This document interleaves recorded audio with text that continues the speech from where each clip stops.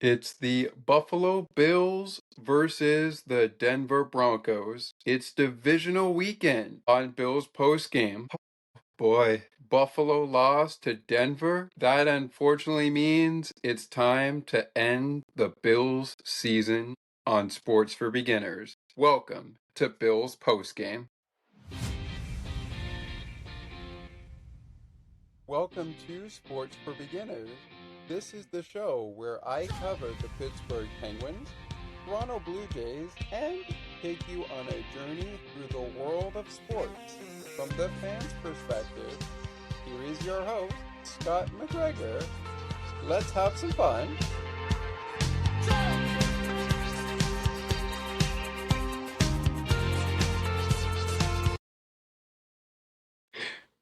Welcome to Bills postgame, everybody. How's it going, Bills fans? My name is Scott McGregor, your host of the program and Bills fan. Yet another heartbreaking season, but to me, it's a bittersweet season because the Denver Broncos, last time they played the Bills in the postseason, were eliminated by Buffalo, and I like that. But this season, it was Denver's time to eliminate us. However, no good victories, especially in the NFL playoffs, come without consequences. Before we jump into the head coaches, quarterbacks, inactives, and first half highlights in our game breakdown, let's talk about what happened. We recently found out by the end of the game that despite Bo Nix and the Denver Broncos heading towards AFC Championship weekend on Sunday next week, we found out that he had gotten injured, and as a result, he is out for the rest of the season, which means, sadly for Bo Nix, he will be out for the remainder of the season, and he suffers a season-ending ankle fracture during the Broncos, overtime win over Buffalo. But how did it happen? We're about to find out over the next couple of minutes. Let's jump now to our inactives, season record, quarterbacks, and head coaches. The Buffalo Bills entered this game coming off a win against the Jacksonville Jaguars. Buffalo finished the season, as we talked about on the Jaguar recap, for Wild Card Weekend with a 12-5 record, the same record they would come into this game with, as we began another playoff game against the 14-3 Denver Broncos, who are head coached, as we go into our coaching matchup, by former New Orleans Saint coach Sean Payton. Sean Payton used to coach for the New Orleans Saints, and he also has coaching experience elsewhere. Sean McDermott is the head coach of the Buffalo Bills, who finished this season, as I mentioned, with a 12-5 record, and under quarterback Josh Allen, who would compete against Sean Payton's quarterback for the Denver Broncos in Bo Nix. Nix was injured in the overtime win over Buffalo, which we'll get to momentarily. But still to come on this opening segment, our first quarter highlights and second quarter highlights in what we call the first half highlights. Before we get there, let's get to the inactives for this game, starting off with the victorious Denver Broncos, who were without emergency third quarterback Sam E. Hillinger, cornerback Reese Taylor, linebackers Q Robinson and Corrine Reed, wide receiver Elijah Moore, tight end Caleb Lorner, and defensive end Savion Jones. The Buffalo Bills without tight end Kelke Latu, offensive tackle Chylon Grable, rookie cornerback Maxwell Hairston, running back Ty Johnson, safety Jordan Poyer, and linebacker Terrell Bernard. They were also thin with some season-ending injuries for Buffalo to wide receivers Gabriel Davis and Terrell Shavers, as we found out. All right, let's get to the game. There's a lot for us to cover and a lot for us to get to as we, at the time of our recording, inch closer to kickoff between the Rams and the Bears. So let's not waste any time. Inactives, coaches, quarterbacks out of the way, and season-ending records out of the way. Broncos at 14-3, Bills at 12-5. Let's get to how the Broncos got, at least the first half of it, how the Broncos ultimately got to the AFC Championship game in what was a overtime thriller that ended up ending Buffalo's season. Starting off in the first quarter with Broncos kicker Will Lutz hitting a 28-yard field goal to give the Broncos the early lead. Josh Allen and the Bills score shortly after that as Josh finds the former Kansas City Chief, Mecole Hardman, for a 4-yard score. Extra point from Matt Prater is good, and the Bills are on top 7-3 after 1 quarter of play. So the Bills take the lead after the opening field goal by Will Lutz. Let's go to quarter number 2. In quarter number 2, Bo Nix finds Frank Crum for a 7-yard score, and the extra point from Will Lutz is good. Broncos are on top 10-7. Later in the quarter, Bills' Matt Prater hits a 33-yard field goal to put this game in a tie. It's 10-10. Would that be the score heading to halftime? No, it would not, as the Broncos capitalize off of Buffalo turnovers to first have Bo Nix hit Lil Jordan Humphrey for a 29-yard touchdown, and Will Lutz hits the extra point. 17-10, Broncos over the Bills. Speaking of Will Lutz, before the half, Broncos capitalize on another turnover, but this time the Bills defense holds the Broncos to 3 points, and it's Will Lutz who hits a 50-yard field goal to put Denver up by 10 at the half. 20-10 Denver over Buffalo at the half. When we come back to Bills postgame, the Buffalo Bills and the Denver Broncos, we will look at half number 2 as well as overtime. The game totals provided on the web by CBS Sports. We're not sharing our screen, but that's fine. It doesn't matter. We don't need to. We will go over the time of possession, etc. We'll get you a look at the playoff bracket a little bit later and get you all caught up to speed during the second half highlights and overtime on the final results of the other game on Saturday, as well as in-game results so far for Sunday as Bills postgame continues. The second half highlights, as I described in my notes, and of course over on CBS and wherever you find the game, will come your way next. We got second half highlights, third quarter, fourth quarter, and overtime leading up to game stats. Saturday results, besides Bills Broncos, and still a lot more to come. So folks, be sure to stick with us. Bills postgame will continue in a short moment. Don't go anywhere. There's more great conversations and content right around the corner. Sports for Beginners will be right back in a moment.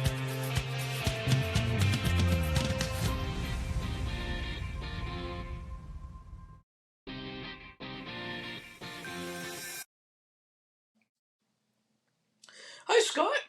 It's Ali here. I just wanted to mention that I'm really enjoying the show and I'm really enjoying what you're putting together. And I wanted to just say I'm enjoying being a part of it as well. So please keep up the phenomenal work and make sure you guys keep this podcast going because it really suits you well.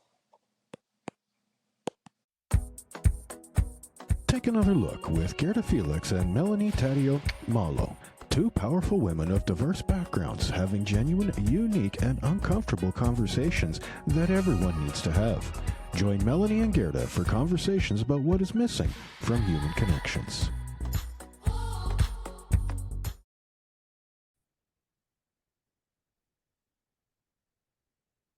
Hey everyone, it's Scott McGregor here. Join me weekly right here on Sports for Beginners For weekly episodes, your weekly dive in around sports news surrounding the Toronto Blue Jays, Pittsburgh Penguins, Toronto Raptors, and more. We'll have guests on a week-to-week basis, and so much more. Lots of great conversations coming. Be sure to subscribe to our show so you never miss an episode.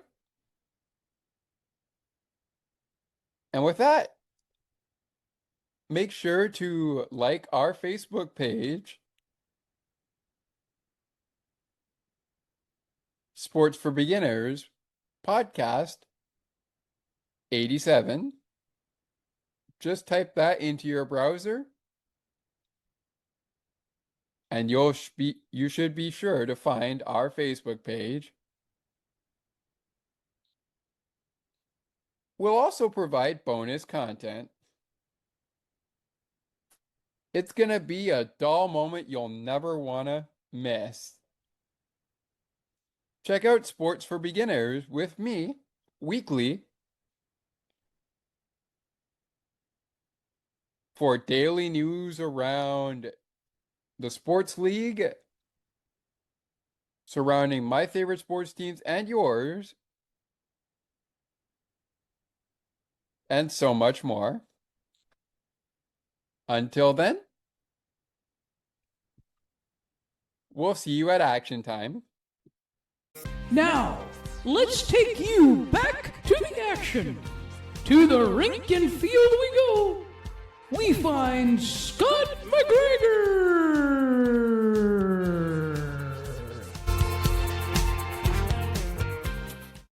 Welcome back to Bills Postgame. Bills and the Broncos. The Bills season ends in disappointment, but to me, it ends in bittersweet fashion because Denver, last time they played Buffalo in the playoffs, lost that game, and Buffalo moved on to eventually where they would end their postseason run last year against the pesky Chiefs. But I don't want to talk about the Chiefs. You know what? Let's go ahead and talk about that for a second before we get to the second half highlights, which are coming up in a second. Look, I'm not the kind of Bills fan or the kind of fan in sports that's going to rant on any team, my team, or anybody else's team because calls didn't go our way. I will tell you this.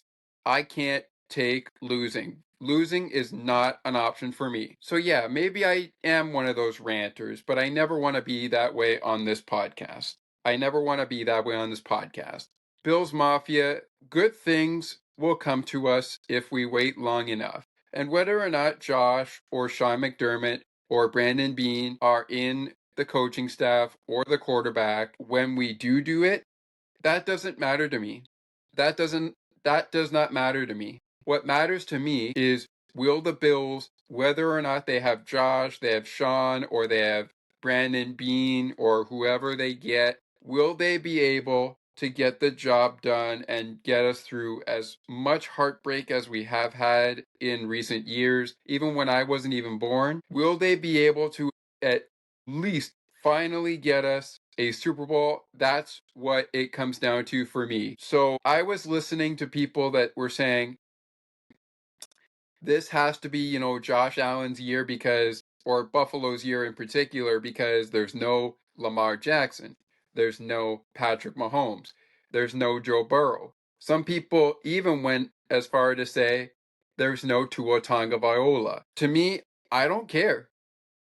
And I'm not going to mention names because I'm not that kind of guy as to who was telling me or who I was listening to, rather, and I don't follow them on social. Maybe I should, but I don't really associate myself with people about negative because I try to look for the positives in everything, even though there's not a lot of positive to look at for this loss against the Denver Broncos. But listen, I don't care who Buffalo has to face, even if they do still have Josh Allen, because you had to deal with Bo Nix and then probably CJ Stroud or Drake May. You've had to deal with, here in the playoffs, that the Bills barely beat Trevor Lawrence under Liam Cohen, who is a first-year head coach. You have to deal with Bo Nix. And if you win this game, regardless of what happens in that overtime period, which we'll get to shortly. We will get there. I'm just trying to get this off my chest. You probably have to face Drake May or CJ Stroud. Heck, you probably have to face Matthew Stafford, Caleb Williams, Sam Darnold, or even Brock Purdy if we make it that far,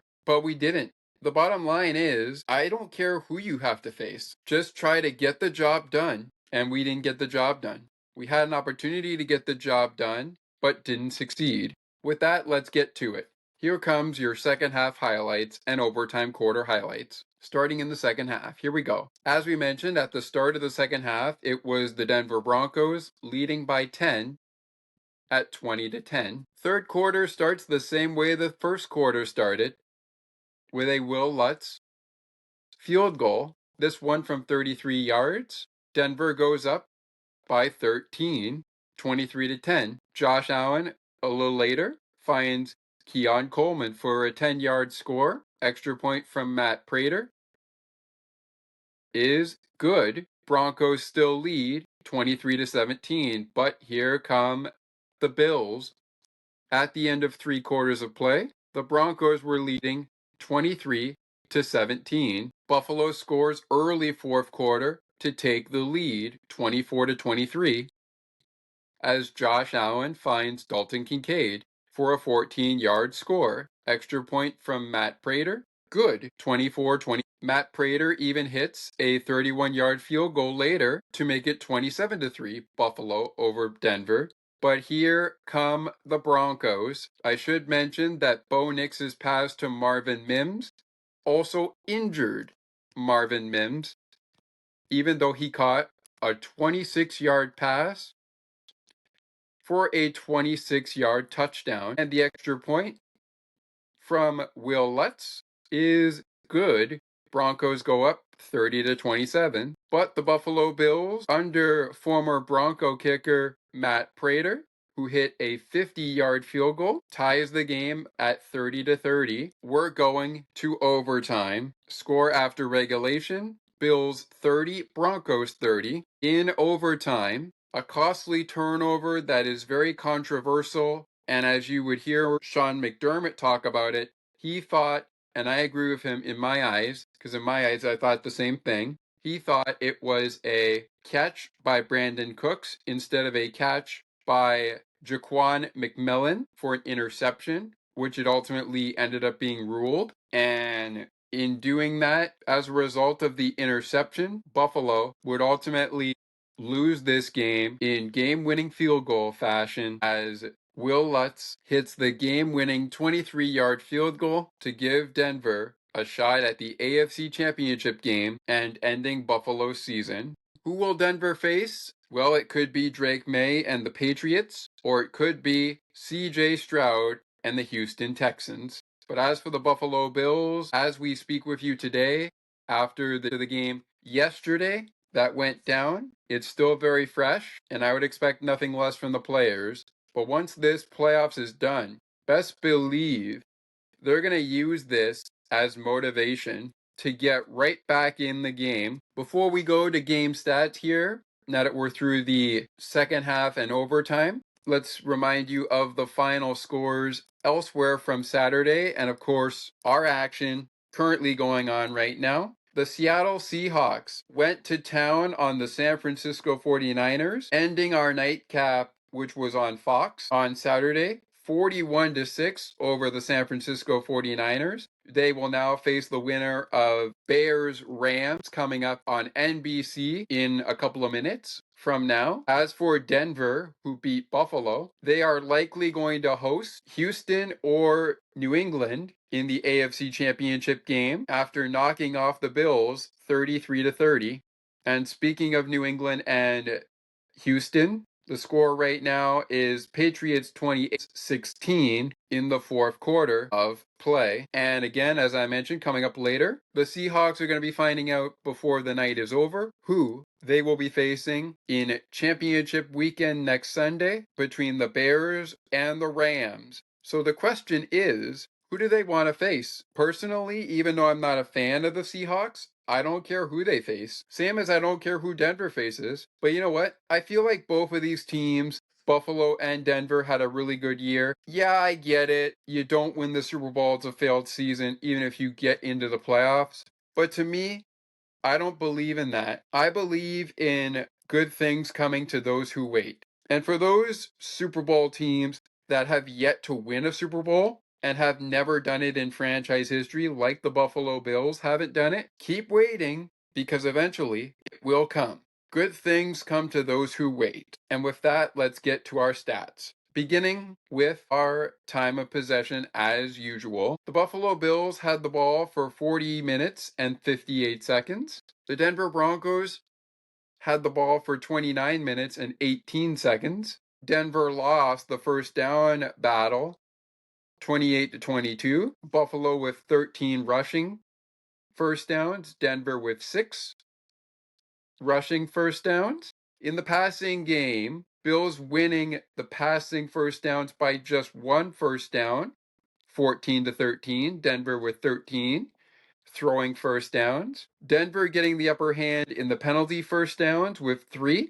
but the Bills only get 1 automatic first down. On to the conversion stats. On third down, the Broncos were 8 of 16, perfect on fourth down. Buffalo, perfect on fourth down. Completed 10 of 15 of their third down conversions.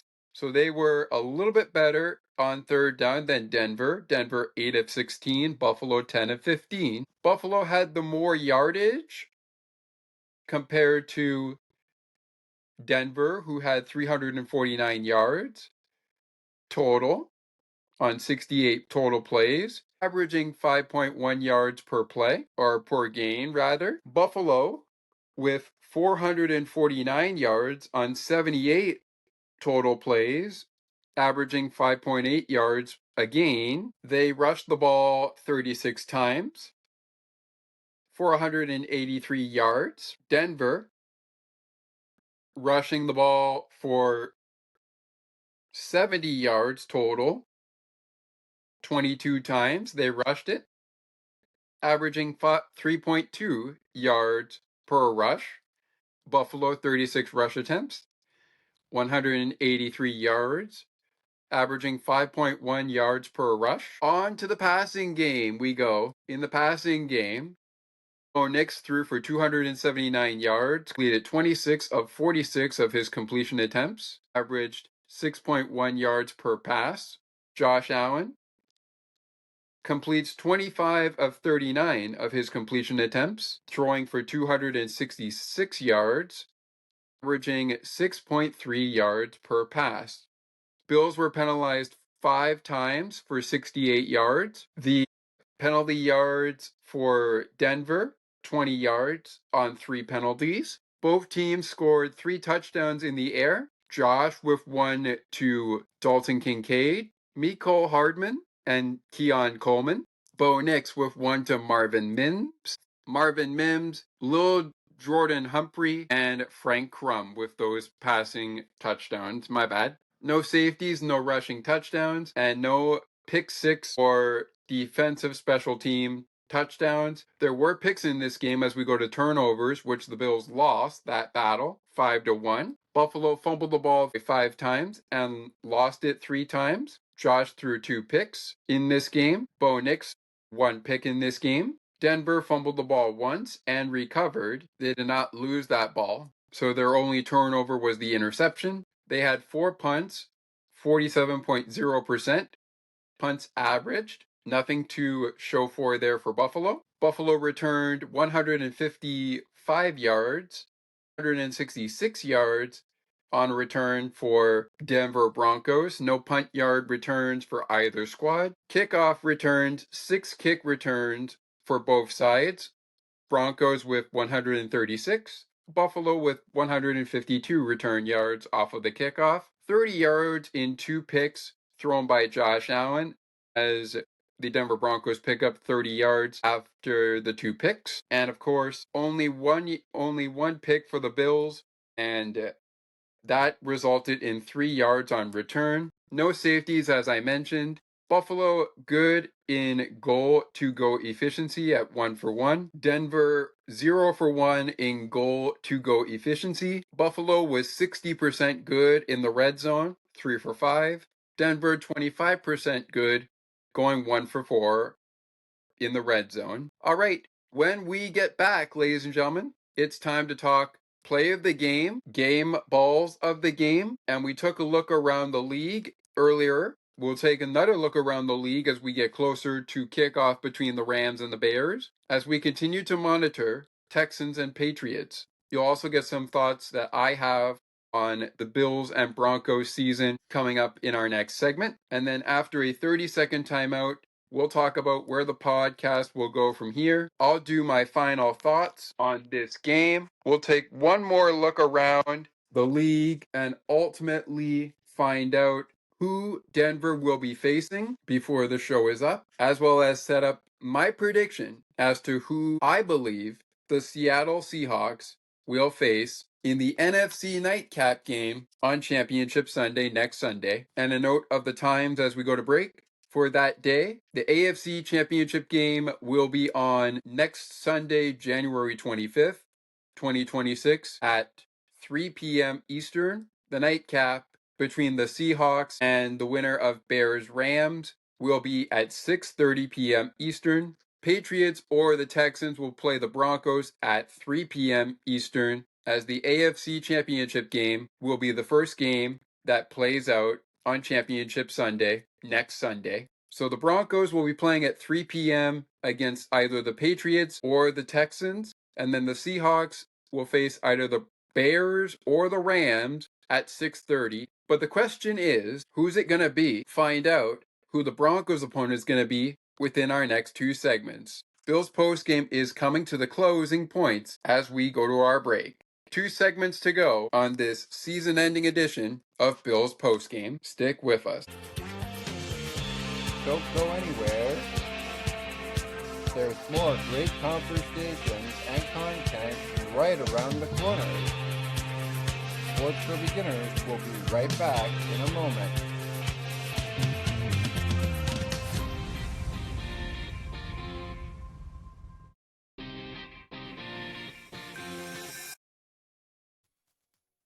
CNT Radio will never give you up.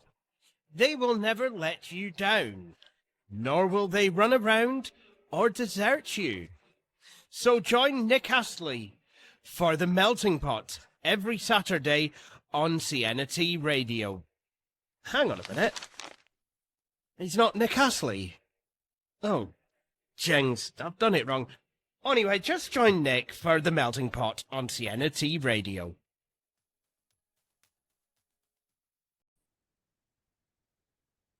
Hey Pens fans, this is Scott McGregor, host of Sports for Beginners, On the Ice and Behind the Benches, and co-host of On the Ice and Behind the Benches,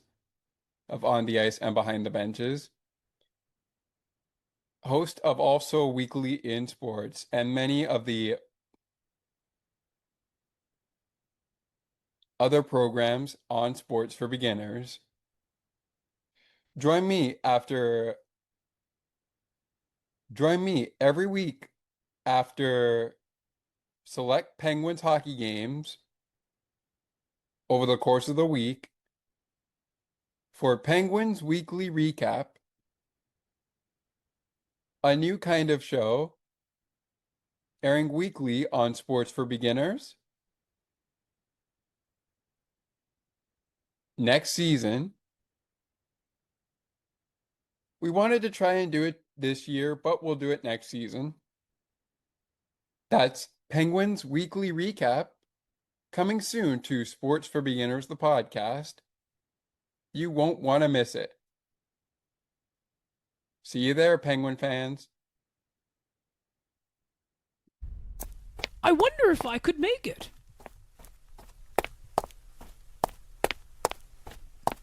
It's almost getting to 8 o'clock p.m., and I am still a few more steps away from home to get to my computer to listen to CNT Radio's Cosmopolitan Culture Club.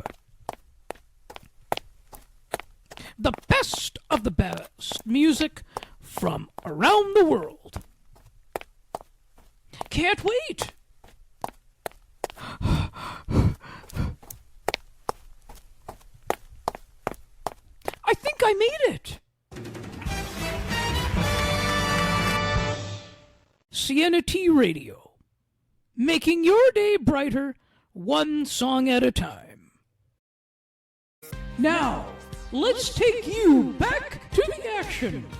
To the rink and field we go. We find Scott McGregor.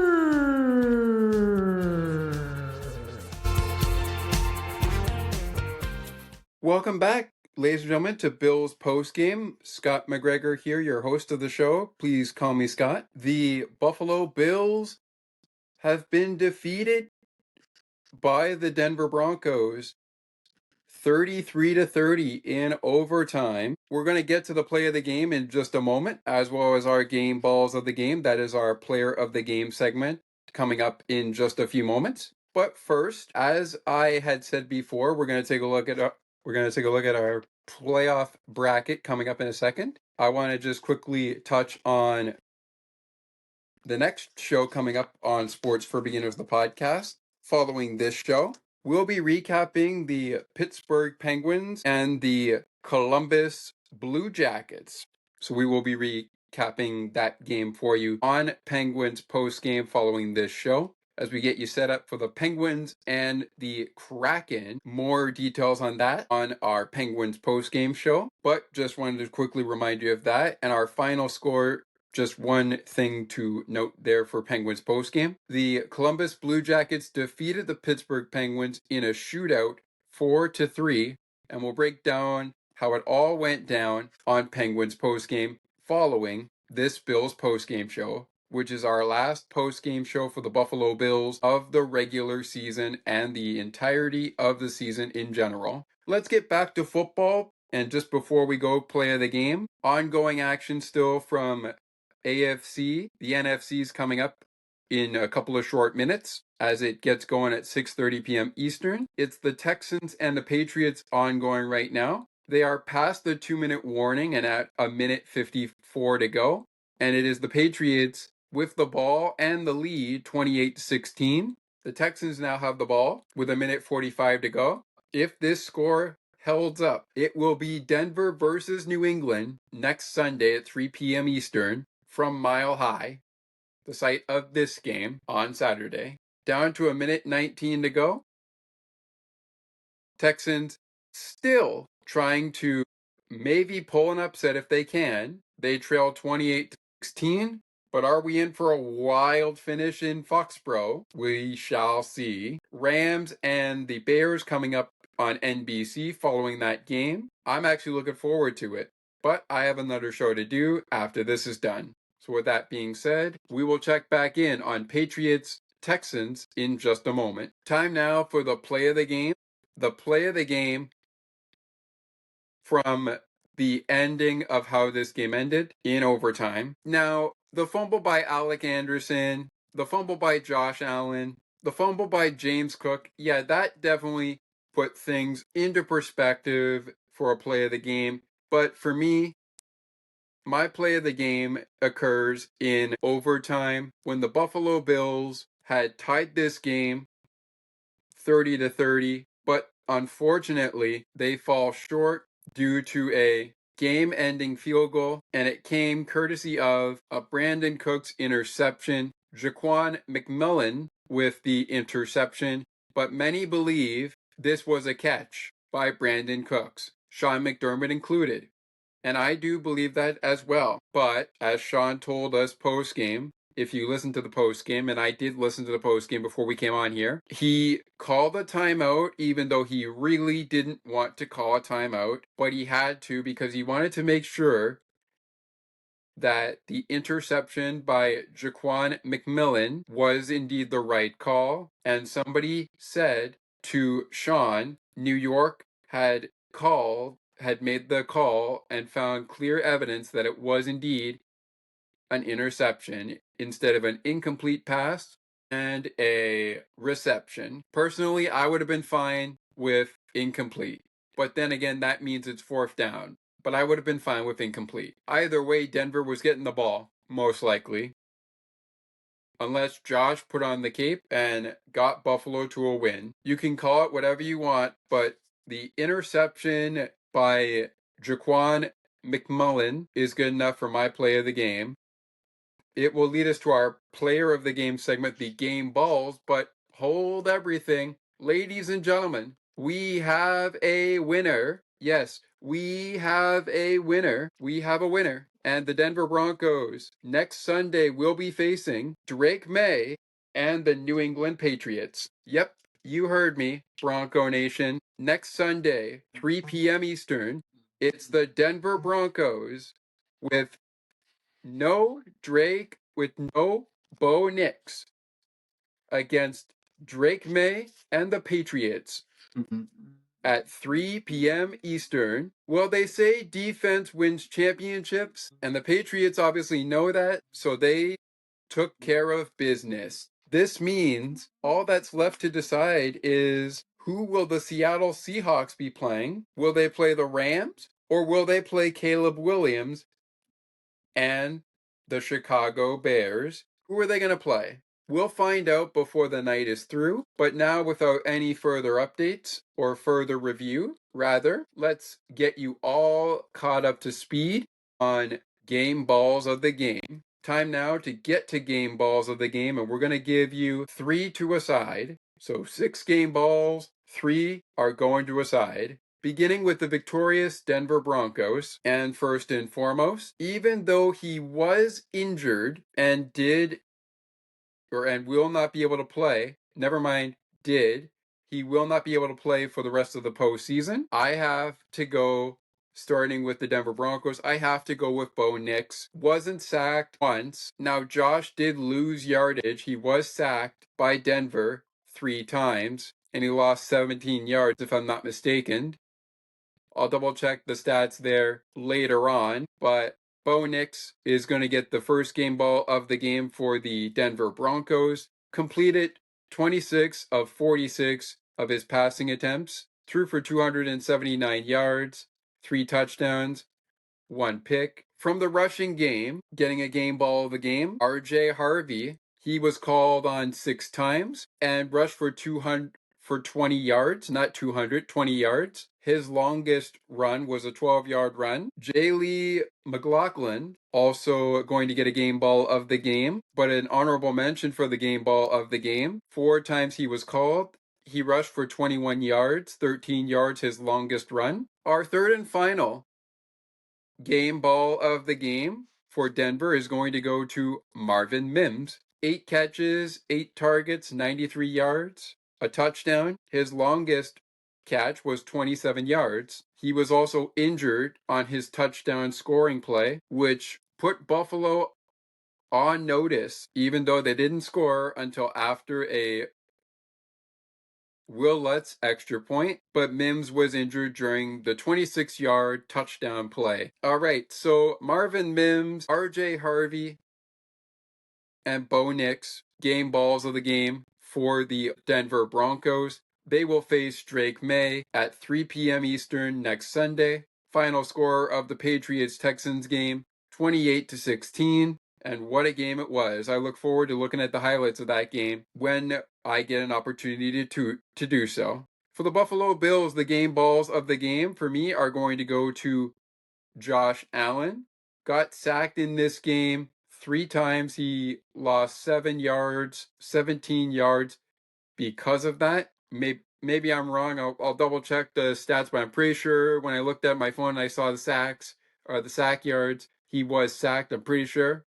I do know he did throw 2 picks, and he also threw for 3 touchdowns, 283 yards, 25 of 39 completion attempts. Our second game ball of the game for Buffalo going to go to James Cook. The Bills called his number 24 times. Cook finished the game with 117 yards rushing. His longest run was 24 yards, no score on the ground. And our third and final game ball of the game goes to Kale Shakir, 46 yards longest, catch. He led the team. Well, actually, Kincaid led the team with 83 yards, but he had the second most receiving yards in this game. 9 targets, 7 catches, 75 yards to finish. Led the team in longest receiving yards, but the longest receiving yard leader was Dalton Kincaid with 6 catches on all 6 targets, including a touchdown pass from Josh. So you've got Kale Shakir, James Cook, and Josh Allen on the Bills side for game balls of the game. Bo Nix, RJ Harvey, and Marvin Mims for game balls of the game on the Denver Broncos side. Buffalo's season ends in disappointment yet again, but like I said before, to me, it doesn't matter because good things come to those who wait. And if we have to wait 30 more years or however more years it is, I know it's been a long time since the Buffalo Bills have been in the Super Bowl, and each time they've gone there, they have choked, but that doesn't scare me one bit. No, it does not scare me one bit, because good things come to those who wait.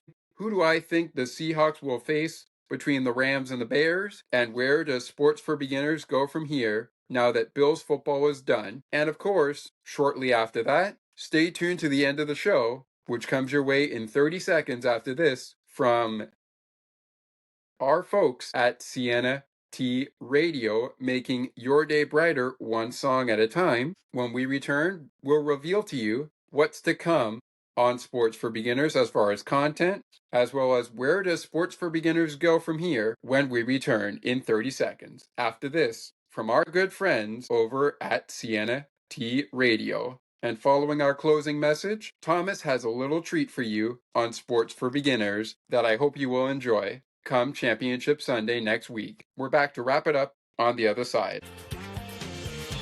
Don't go anywhere.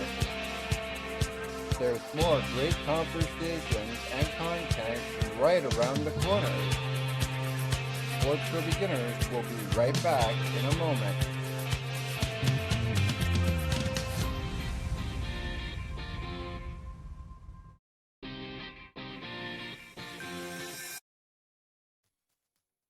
Sienna T Radio will never give you up.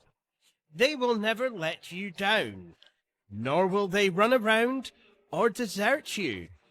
So join Nick Astley for The Melting Pot every Saturday on Sienna T Radio. Hang on a minute. He's not Nick Astley. Oh, jings, I've done it wrong. Anyway, just join Nick for The Melting Pot on Sienna T Radio. Now, let's take you back to the action. To the rink and field we go. We find Scott McGregor.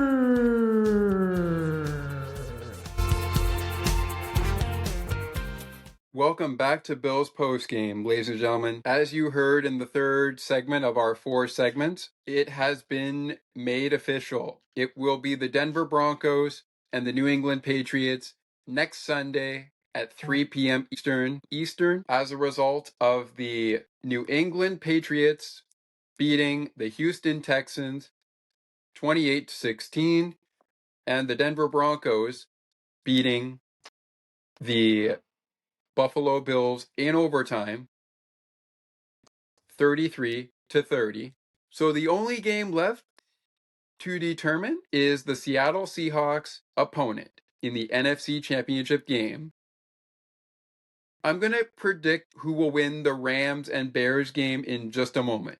But first, I want to do an overall thought on Denver and Buffalo's season so far before we close up. Okay, look folks, I'm all for winning as many games as we can, but if you can't get the job done in the playoffs, then I can understand why you're upset. And you feel like, as Josh mentioned post-game when he first came up, trying to brave the media, and I appreciate that, Josh, by the way.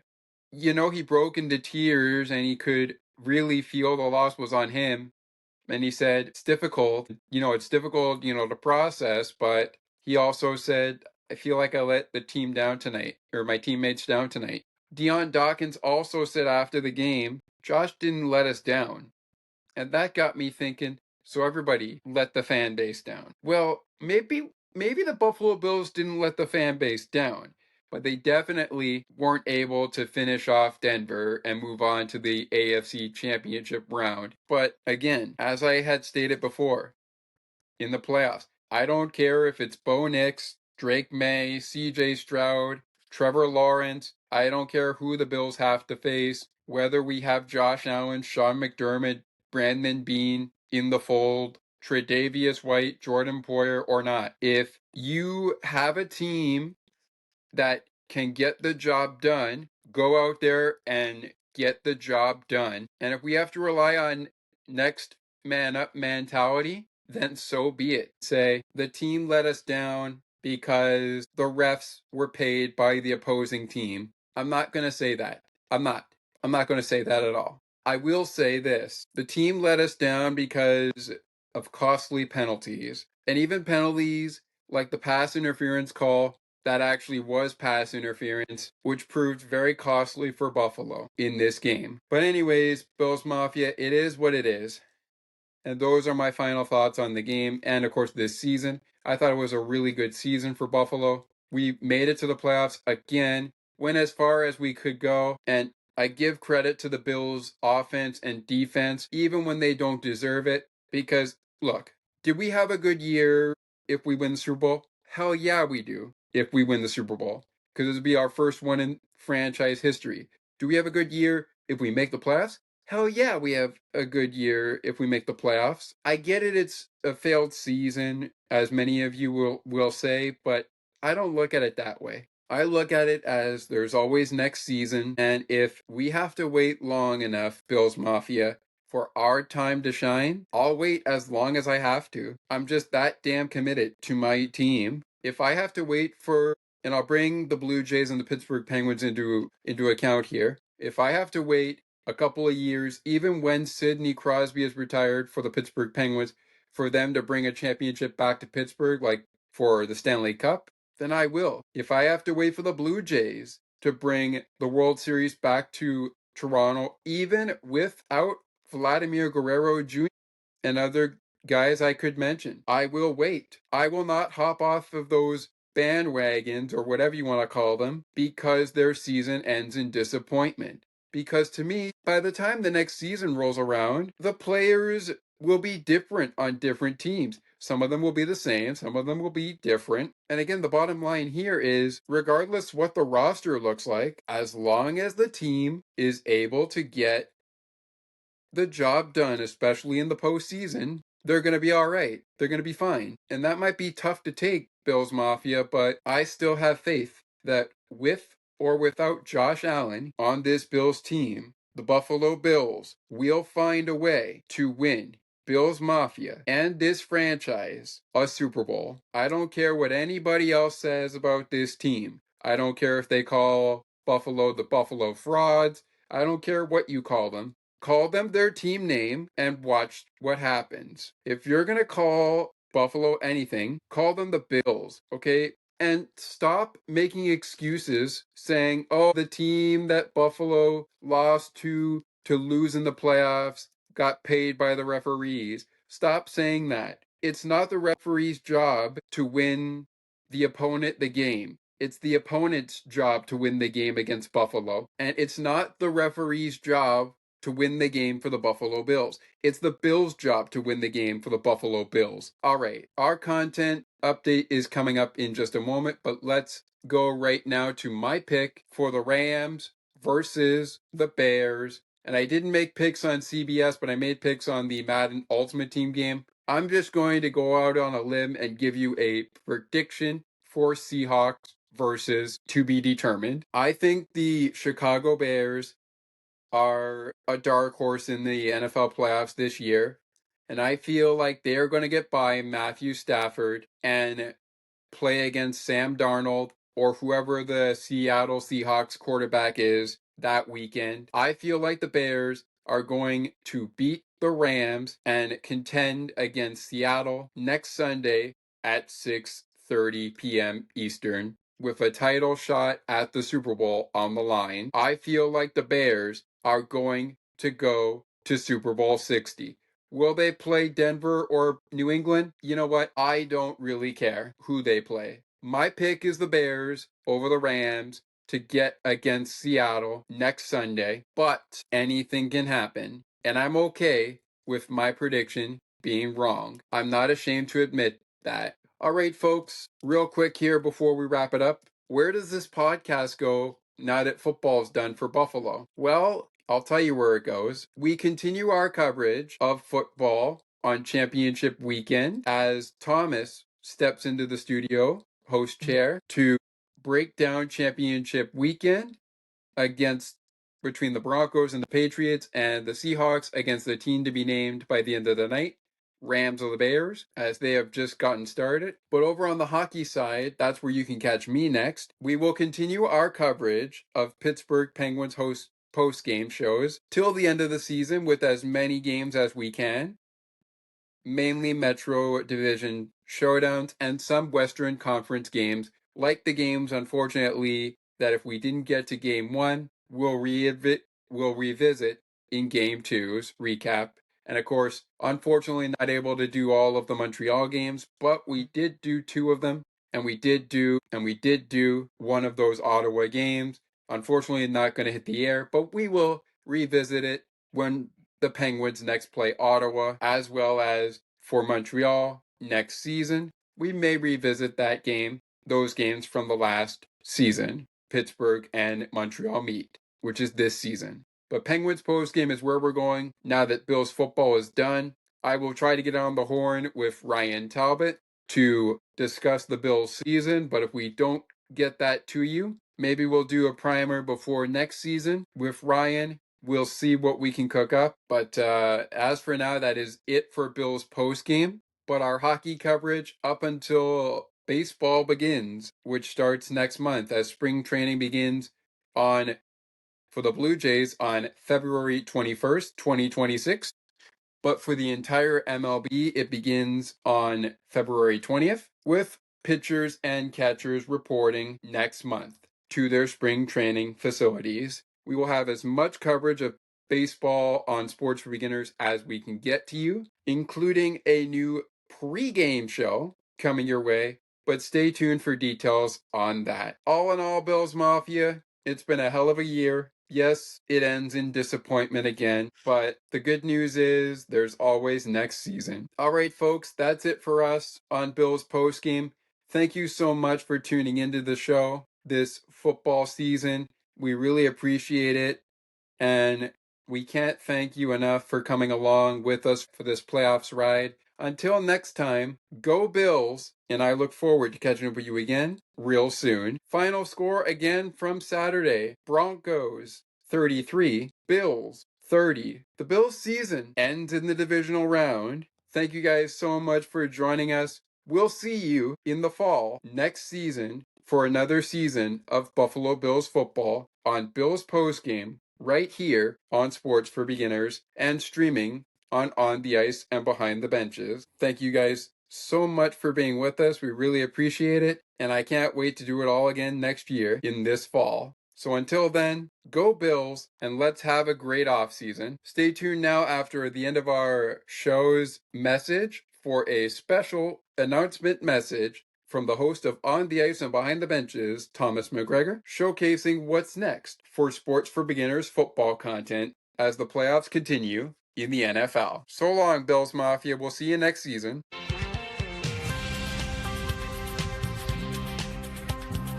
Thank you so much for listening to Sports for Beginners. If you would like to learn more about the show, you can visit the podcast Facebook page or visit the official website.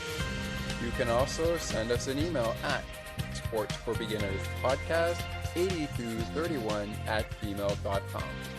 As we always remind you, it is not goodbye, it is until next time.